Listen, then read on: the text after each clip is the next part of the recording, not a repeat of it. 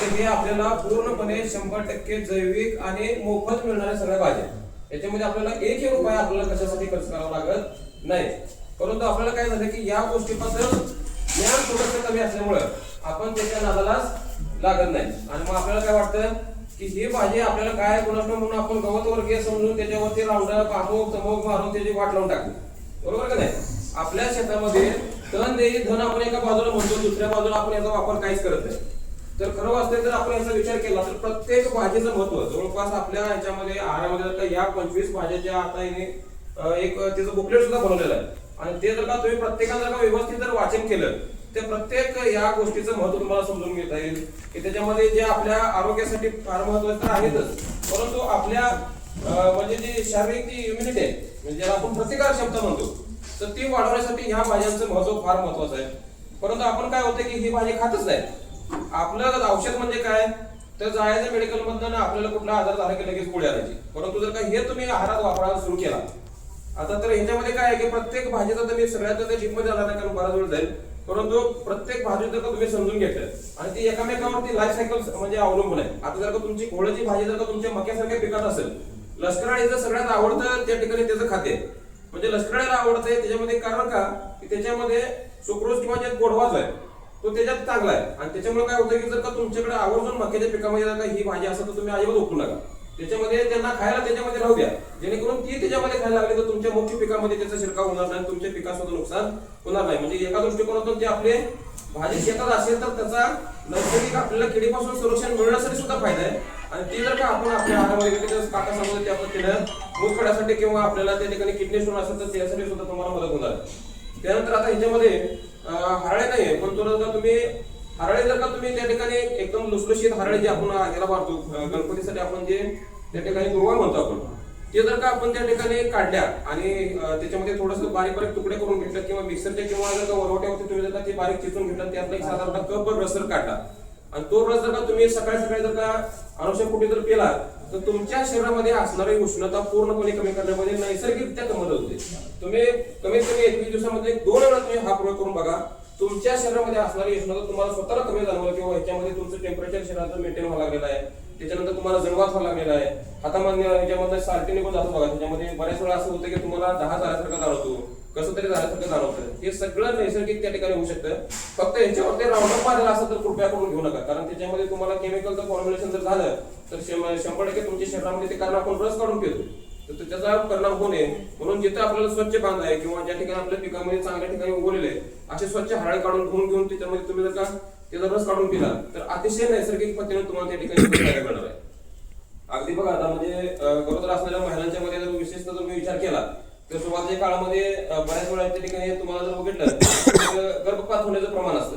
तर अशा वेळेस जर का तुम्ही हा काढा साधारणतः एक 3-4 दिवसातून जर का 21 दिवस सुरुवातीच्या काळामध्ये घेतला तर गर्भपात होण्यास सुद्धा त्या ठिकाणी तुम्हाला प्रमाण कमी होईल कारण त्याच्यामध्ये जे 10 निर्माण होतो शरीरामध्ये आणि तो 10 त्या ठिकाणी मेंटेन झाल्यामुळे तुम्हाला ही सुद्धा गोष्ट होत नाही.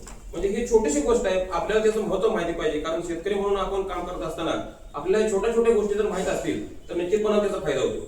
आता दुसरं एक आहे आणखी त्याच्या बाबतीत सांगता येईल की ह्याच्यामध्ये पातळची भाजी. आता पातळची भाजी जर विचार केला तर त्याच्यामध्ये जो चीक आहे तो चिकामध्ये आपल्याला जो नैसर्गिक प्रोटीन आहे तो आपल्याला पूर्णपणे आपल्या शरीराची एनर्जी भरून काढण्यामध्ये मदत होतो. विशेषतः तुम्हाला जर का म्हणजे मुलाची जर आई असेल आणि ती जर का म्हणजे त्या ठिकाणी जर का विचार केला तुम्ही जर का ते जर का सेवन करत असेल तर त्या ठिकाणी त्या मुलाला चांगल्या पद्धतीचं दूध सुद्धा त्याच्या माध्यमातून तयार होतं त्या आईच्या ह्याच्यामधनं. तर त्याच्यामुळे काय होतं की ह्या छोट्या छोट्या ज्या गोष्टी आहेत आपण समजून घेतल्या पाहिजे, त्याचं महत्व समजून घेतलं पाहिजे. आता काकाने मग सांगितलं की ह्याचे 8 दिवस भाजी टिकते. अशी कुठली भाजी सांगा आज आपल्याकडे तुम्ही दुसऱ्या दिवशी तुम्हाला फेकून द्यायला लागते म्हणजे त्याच्यामध्ये 24 तासाच्या पुढे कुठल्या ह्याच्यामध्ये गुणधर्म राहत नाही. तर अशा भाज्या आपल्या आहारामध्ये असायला पाहिजे. त्याच्यानंतर विशेषतः सांगता येते की तुम्हाला आता इथं सराटे जी मगाशी काका सांगत होते त्यामध्ये मुळखडे असेल पण त्याच्याबरोबर अजून एक त्याच्यामध्ये विशेष महत्वाची गोष्ट आहे की आज बऱ्यापैकी बघतोय की आपण प्रत्येक कुटुंबामध्ये आपल्याला हा पुढच्या काळामध्ये तो परिणाम बघायला मिळणार आहे तो म्हणजे कॅन्सर. तर कॅन्सर सारख्या धुरंधर आजारावरती आपल्याला जर का मात करायची असेल तर आपल्या शरीरामध्ये तसे काय घटक पाहिजे की त्याच्यामधनं आपल्याला तुमच्या कॅन्सरच्या गाठीत शरीरामध्ये तयार होणार नाही.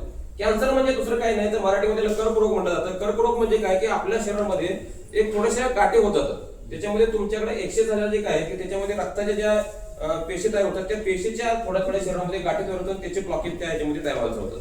आणि ते होऊ नये म्हणून जर का तुम्ही हे सराटे उन्हाळ्या दिवसामध्ये तुम्ही जर का एकत्रित कलेक्शन करून ठेवलं, त्याचे जर का शेंडे मोडून त्याचे जर काटे काढून घेतले आणि जर का तुम्ही त्याचं पावडर बनवून जर का छोटे छोटे आपण परोठे बनवतो, अशा स्वरूपाचे परोठे जर का तुम्ही तयार केले आणि ते जर का तुम्ही आहारामध्ये वापरायला चालू केले, त्याच्यामध्ये मग तुम्ही चवीपुरतं मीठ टाकू शकता, चवीपुरतं तुम्हाला त्या वाटलं तर मग तुम्ही बाकीचे मसाले वगैरे टाकू शकता, परंतु ते अगदी कमी प्रमाणात पाहिजे. म्हणजे ते नाही टाकलं तर हरकतच नाही, अतिशय चांगल्या पद्धतीने तयार होईल. पण जर का तुम्हाला ते खाण्यासाठी हे वाटत असेल किंवा सुरुवातीलाच करतोय आणि ते कसं खायचं, मग ते कसे चव लागते, काय लागते, हे अडचणी होऊ नये म्हणून आपण जर का ह्या गोष्टी केल्या तर निश्चितपणाने त्याचं आपल्या आरोग्यासाठी फार महत्वाचं म्हणजे काम होऊन जातं. तर अशा प्रत्येक गोष्टीचं महत्व आहे, तर त्या दृष्टिकोनातून आपण करणं गरजेचं आहे. बहुतांश वेळा काय होतं की आपण फक्त ऐकतो, बोलतो आणि सोडून देतो. म्हणजे तेवढ्या पुरतं न करता आपण आहारामध्ये एक दिवस ठरवूया की बाबा चला आता पुढच्या गुरुवारी मी पात्राची भाजी खाणार, येणाऱ्या शुक्रवारी मी घोळची भाजी खाणार, त्याच्या पुढच्या बुधवारी मी शेवग्याची भाजी खाणार. म्हणजे त्यामुळे काय होईल की कॅल्शियम, फेरस, मेटाबोलियम, मॅग्नेशियम, फेरस, आयर्न ह्या ज्या शरीरासाठी लागणारे जे काय घटक आहेत ते नैसर्गिकरित्या तुम्हाला त्या ठिकाणी उपलब्ध होते आणि त्याच्यामुळे आपल्या शरीराची जी जडणघडण करण्यामध्ये त्या ज्या सगळ्या बहुतेक गोष्टीचा तुम्हाला चांगला फायदा होताना बघायला मिळेल. आज जसं बघा की आपण पिकाचं नियोजन करत असताना आपण म्हणतो की बाबा प्राथमिक अन्नद्रव्य नत्र, स्फुरद आणि पालाश, त्याच्यामध्ये जसं आपण दुय्यम अन्नद्रव्यामध्ये म्हणतो कॅल्शियम, त्यानंतर तुमचं सल्फर, अशा स्वरूपाचे जे आहेत आणि त्याच्यानंतर जे आपण म्हणतो ते सूक्ष्म अन्नद्रव्य ज्याला आपण मग असे सांगितलं होतं म्हणून फेरस, मॅग्नेज, त्यानंतर तुमचं मेटाबोलियम, अशा सारखे जे आयर्न, झिंक, अशा स्वरूपाचे जे काय तुमचे जे सूक्ष्म अन्नद्रव्य ते पिकासाठी जसे तुम्हाला काम करतात तसे शरीरासाठी सुद्धा आपलं काम करत असतात.